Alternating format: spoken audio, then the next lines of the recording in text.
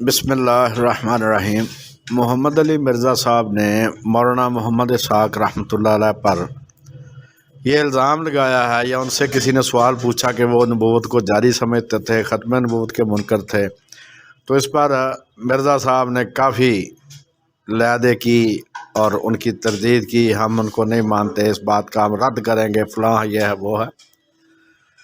جب سے یہ یوٹیوب وغیرہ یا دوسرے میڈیا شروع ہوئے ہیں، دستور یہ ہے اور پہلے بھی یہی کام تھا کہ صرف متعلقہ قابل اعتراض فکر نکال کر کسی کی بات سے ان کو پھیلانا یہ پرانا طریقہ ہے۔ کتابوں کے حوالے بھی ایسے دیتے ہیں لوگ، اور یہ کلپ وغیرہ کو بھی ایسے کرتے ہیں کہ 2 گھنٹے بات ہوتی ہے، اس میں سے 1-2 فکرے بنا کے نکال کے ان کو قابل اعتراض بنا کر آگے پھیلایا جاتا ہے۔ جس بات کی بنیاد پر یہ پچھلے سال سے کام چل رہا ہے، یہ پچھلے سال بھی میرے پاس آیا تھا لاہور سے یہ کلپ، وہ اس کی حقیقت یہ ہے کہ حضرت مولانا رحمۃ اللہ علیہ نے جمعے کے خطبہ میں بھی یہ بات سمجھائی اور بار بار سمجھائی، کئی دفعہ یہ بات ہوئی تھی، سوالوں جوابوں میں بھی انہوں نے بات یہ سمجھائی۔ بات اصل میں یہ ہے کہ جب 1953 کی تحریک چلی ہے مرزائیوں کے خلاف، تو مرزائیوں کا ایک وقت خواجہ ناظم الدین کو ملا جو وزیر اعظم پاکستان تھے اس وقت۔ ان کا مقصد یہ تھا کہ اپنے آپ کو بھی مسلمان ڈکلیئر کروائیں حکومت سے، اور جو تحریک چل رہی اس کو فساد ڈکلیئر کروا کے حکومت سے ان کے خلاف ایکشن کا مطالبہ کریں۔ تو جس آدمی کو بات کرنے کا ڈھنگ آتا ہے یا چلاکی آتی ہے، وہ بات وہاں سے شروع کرتا ہے جہاں سے دوسرا آدمی سوچ بھی نہیں سکتا کہ بھئی یہ بات اصل میں پوچھنا چاہ رہا ہے اور کہاں جائے گا۔ تو جب وہ وفد ملا خواجہ ناظم الدین سے، تو انہوں نے کہا وفد نے کہ خواجہ صاحب درود ابراہیمی پڑھیں۔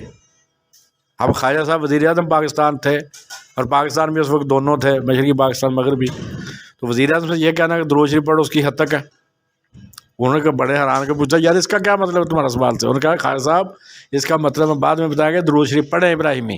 انہوں نے پڑھا، انہوں نے کہا جی اس میں ہے کہ اللہم صلی علی محمد وعلی آل محمد کما صلیت علی ابراہیم وعلی آل ابراہیم انک حمید مجید، اللہم بارک علی محمد وعلی آل محمد کما بارکت علی ابراہیم وعلی آل ابراہیم انک حمید مجید۔ انہوں نے کہا جی برکت بتائیں ہمیں کہ حضرت ابراہیم کو اللہ نے کون سی دی تھی، اور رسول اللہ کو برکت ملی ہے کہ نہیں ملی، کیونکہ ہم نے درود میں یہ دعا کی ہے کہ تو نے جس طرح ان کو برکت عطا کی تھی اسی طرح رسول اللہ کو بھی برکت عطا کر۔ اب خواجہ صاحب چپ، وہ عالم تو تھے نہیں، سیاستدان تھے۔ انہوں نے کہا کہ برکت سب سے بڑی یہ تھی کہ ان کی نسل میں لگاتار نبی آئے، یہ بہت بڑی برکت تھی سیدنا ابراہیم کو جو عطا ہوئی۔ ادھر ہم دعا کر رہے ہیں ہر نماز میں کہ رسول اللہ کو بھی وہی برکت عطا کر۔ تو خواجہ صاحب کو جواب نہیں آیا، انہوں نے خواجہ صاحب کو لاجواب کر دیا بقول مرزائیوں کے۔ تو مولانا صاحب نے اس کا حل یہ بتایا تھا جس کو یہ لوگ اب ان کی بدنامی کے لیے استعمال کر رہے ہیں، کیونکہ مولانا صاحب کے علم اور عقل کو پہنچنا عام آدمی کے بس کی بات نہیں ہے۔ وہ جہاں سے بات کرتے تھے اس کے پیچھے 20,000 کتابیں انہوں نے پڑھی ہوئی تھی، کوئی ایک آدھ کتاب نہیں پڑھی تھی۔ 65 سال انہوں نے پڑھا ہے، صرف ریسرچ کیا، کسی کی ملازمت نہیں کی، روزانہ ایک کتاب پڑھتے تھے، اور رف آئیڈیا ہے کہ 20,000 کتابیں پڑھی تھیں ہر فن کی، اور ان کو یاد بھی تھیں۔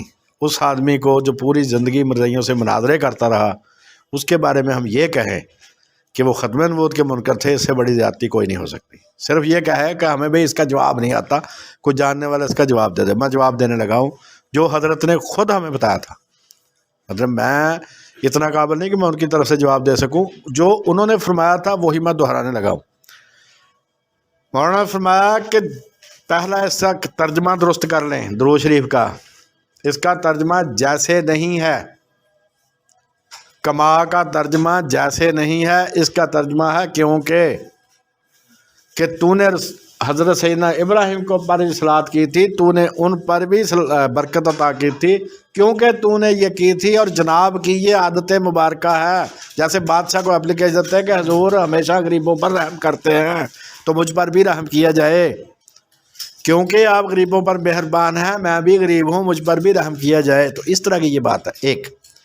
دوسری بات یہ ہے کہ نبی کے کام کیا ہوتے ہیں۔ سب سے پہلی نبی کی خصوصیت ہے کہ اس کو وحی آتی ہے، تو وہ کہتے ہیں وہ سارے انعامات اس امت میں جاری ہیں، نبی کا منصب اس امت میں کسی کو نہیں ملے گا۔ یہ واضح طور پر مولانا رحمۃ اللہ علیہ نے بیان فرما دیا تھا، انعامات سارے جاری ہیں۔ اگر وہ انعامات کا جاری رہنا نہ مانا جائے، اور آنکھوں سے دیکھ رہے ہیں ہم، تو پھر تو وہ سارے وہ انعام اور برکت ہی ختم ہو گئی۔ انعام پہلا ہے وحی، وہ الہام کی شکل میں جاری ہے۔ اولیاء اللہ کو، اللہ کے بندوں کو اللہ پاک بات سمجھا دیتا ہے۔ بعض دفعہ آپ نے خود تجربہ کیا ہوگا، ہر آدمی نے پوری زندگی ایک لفظ پڑھتے رہتے ہیں، اس کا معنی جو ہے بعض وقت چلتے چلتے ایسا ذہن میں آتا ہے کبھی وہ بات پہلے ذہن میں آئی نہیں تھی، اللہ پاک خود سمجھاتا ہے۔ نمبر ایک وحی۔ نمبر دو معجزات، یہ بھی نبی کی خصوصیت ہوتی ہے، تو یہ اولیاء کی کرامتوں کی شکل میں معجزات بھی جاری ہیں۔ نمبر تین خصوصیت ہوتی ہے شریعت لانا، تو علماء کے اجتہاد کی شکل میں شریعت کا کام بھی جاری ہے۔ علماء اجتہاد کرتے ہیں، جو نیا مسئلہ آتا ہے پہلے نبی بتاتے تھے، اب علماء امت بتاتے ہیں کہ اس کا حل یہ ہے۔ وحی بھی جاری الہام کی شکل میں، معجزات جاری کرامات کی شکل میں، شریعت جاری اجتہاد کی شکل میں۔ یہی وہ انعام تھے جو پہلی امتوں پر ہوتے تھے، سیدنا ابراہیم کی اولاد پہ ہوئے، تو اللہ پاک نے ان کی شکل بدل کے وہ انعام جاری رکھے ہیں رسول اللہ کی امت میں بھی۔ لیکن اب منصب نبوت کسی کو نہیں ملے گا، اپوائنٹمنٹ لیٹر اب کسی کو نہیں ملے گا۔ صدیق اور نبی میں خصوصیات ایک جیسی ہوتی ہیں، لیکن اس کی مثال حضرت فرمایا کرتے تھے رحمۃ اللہ علیہ کہ اس کی مثال ایسا ہے جیسے دو لڑکوں نے CSS کلیئر کر لیا ہو، ایک کو گورنمنٹ نے ملازم رکھ لیا، دوسرے کو نہیں رکھا۔ تو نبی اور صدیق میں خصوصیات میں کوئی فرق نہیں ہوتا، اس کو اپائنٹمنٹ لیٹر نبوت کا مل جاتا ہے، صدیق کو نہیں ملتا، ورنہ خوبیاں ساری نبی والی ہوتی ہیں اس میں۔ تو یہ ہے صورت حالات۔ اور یہ بات کس نے کی؟ یہ بات کی تھی ابن عربی رحمۃ اللہ علیہ نے۔ ہم ان کو رحمۃ اللہ علیہ کہیں گے، اللہ جانے اور اللہ کا بندہ جانے، نہ ہم نے ان کی کتابیں پڑھی نہ ان کو سمجھ سکتے ہیں، تو ہم کیسے کہہ دیں کہ وہ کافر تھے؟ تو حضرت شیخ اکبر ابن عربی رحمۃ اللہ علیہ انہوں نے یہ باتیں بیان کی ہیں کہ اس امت میں یہ سارے کام جاری ہیں، اور خود ابن عربی بار بار اپنی کتاب فتوحات مکیہ میں لکھتے ہیں، جن کے حوالے میں نے اپنی کتاب قادیانیت میں بھی دے دیے ہیں، اور مولانا نے وہ چیک بھی کر لیے تھے۔ وہ بار بار فتوحات مکیہ میں لکھتے ہیں کہ حضور کے بعد کوئی نبی نہیں آئے گا، یہ بار بار وہ لکھتے ہیں۔ ختم نبوت کے حضرت ابن عربی بھی کہا ہے، صرف وہ انعامات جو ہیں ان کی بات کر رہے ہیں، وہ جاری ہیں اس امت میں بھی۔ تو ابن عربی کو بھی ختم نبوت کا منکر کہتے ہیں، مولانا اسحاق رحمۃ اللہ علیہ کو ختم نبوت کا منکر کہتے ہیں۔ وجہ صرف یہ ہے کہ اتنی صلاحیت نہیں کہ بات کو سمجھ سکیں، اور اگر کسی میں صلاحیت ہے تو اس کی نیت نیک نہیں، وہ صرف بدنام کرنا چاہتا ہے۔ یہ ہے اصل صورتحال۔ اس کے بعد اگر کسی کا دل چاہے حضرت کو گالیاں دینا، بدنام کرنا، تو اس کے لیے میں صرف ایک واقعہ بیان کر کے میں بند کرنے لگا ہوئی بات۔ سیدہ عائشہ کے پاس کوئی آدمی آیا، اس نے کہا اماں، لوگ سیدنا ابوبکر صدیق کو بھی گالیاں دیتے ہیں اور سیدنا عمر کو بھی گالیاں دیتے ہیں۔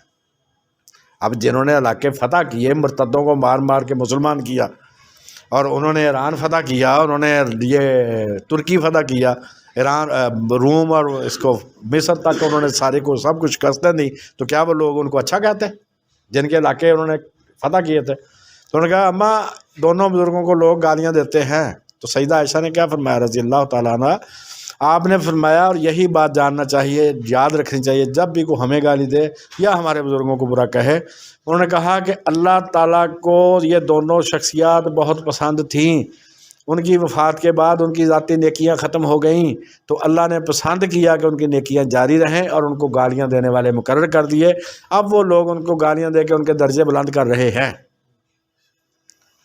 تو یہ ہے صورتحال۔ لہذا حضرت ابوبکر، حضرت عمر، حضرت عثمان، علی رضوان اللہ علیہ مجمعین، تمام صحابہ کرام رضوان اللہ علیہ مجمعین کو جو برا کہے گا، وہ دراصل اپنی نیکیاں ان کے نام لگا رہا ہے اور ان کے درجے بلند کروا رہا ہے۔